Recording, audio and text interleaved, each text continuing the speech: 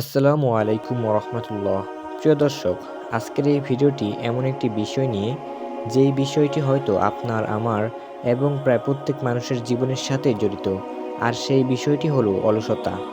একবার নিজেকে প্রশ্ন করুন, কতবার আপনি ভেবেছেন আগামীকাল থেকে নিয়মিত নামাজ পড়বেন? কতবার ভেবেছেন কোরআন পড়া শুরু করবেন?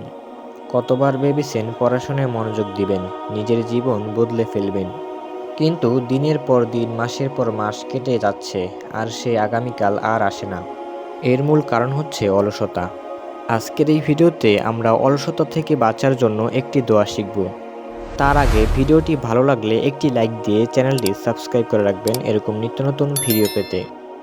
অলসতা থেকে বাঁচার জন্য রাসূল সাল্লাল্লাহু আলাইহি ওয়াসাল্লাম আমাদেরকে একটি অসাধারণ দোয়া শিখিয়েছেন।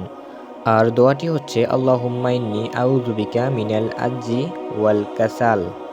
এই দোয়ার অর্থ হচ্ছে, হে আল্লাহ, আমি অক্ষমতা এবং অলসতা থেকে আপনার আশ্রয় প্রার্থনা করছি।